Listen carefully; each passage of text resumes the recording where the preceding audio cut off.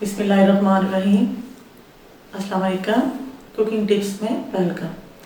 आज हम बनाएंगे बैंगन का भरता। बहुत मज़ेदार बनता है और बड़ा टेस्टी होता है और दिल चाहता है कि बस इसको खाते ही जाओ। मेरी दादी माँ बनाया करती थी और हम बड़े शौक़ से खाते थे। तो आज मैं आपसे वो रेसिपी शेयर करूँगी।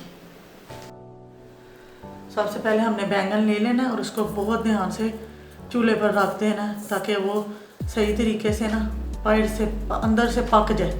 ये बाहर से ना ऐसे हो जाएगा, लेकिन उलट पुलट इसे करते रहना है।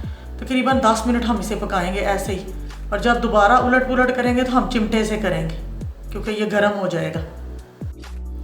जितनी देर में बैंगन हमारे चूल्हे पे जला रही हूँ मैं उन्हें मतलब पका रही हूँ, तो उतने में मैंने आलू बॉयल कर लिए हैं और छील लिए हैं 3 से 4, और अनारदाना थोड़ा सा लेना है, 2 हरी मिर्चें अपने टेस्ट के मुताबिक आप ले सकते हैं, और इसमें सिर्फ नमक ऐड होगा।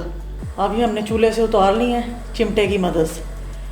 अब इन्हें हम ठंडा होने देंगे आराम से, फिर हम छिलका ऊपर से उतार लेंगे। बैंगन को हमने ठंडा करके तो उसके ऊपर से छिलका उतार लिया।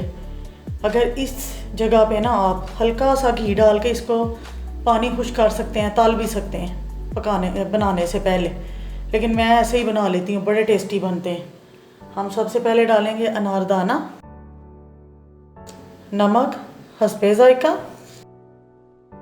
2 हरी मिर्चें और थोड़ा सा धनिया।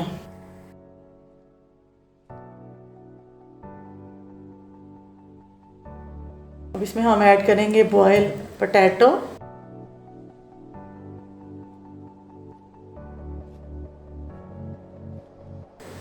और बैंगन। फिर मैं आपको डिश आउट करके दिखाती हूँ। जी, मज़ेदार सा हमारा बैंगन का भरता रेडी हो गया माशाल्लाह।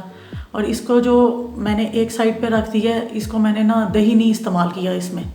ये 3 दिन मैं फ्रिज में रख सकती हूँ। और जो एक साइड है वो उसमें मैंने दही डाल ली है और उसको रेडी कर लिया। अभी हम मतलब खाने के साथ उसे खाएँगे हैर से। तो इसमें यह होता है कि सिर्फ नमक से ये बनता है, बहुत टेस्टी होता है और बहुत मज़ेदार होता है। और मेरी दादी माँ बनाती थी, हम बड़े शौक़ से खाते थे। तो अगर आपको मेरी वीडियो अच्छी लगी तो मेरे चैनल को सब्सक्राइब करना, मेरी वीडियो को लाइक शेयर किया करें, मुझे दुआओं में याद रखा करें। ओके, अल्लाह हाफिज़, खुश रहो।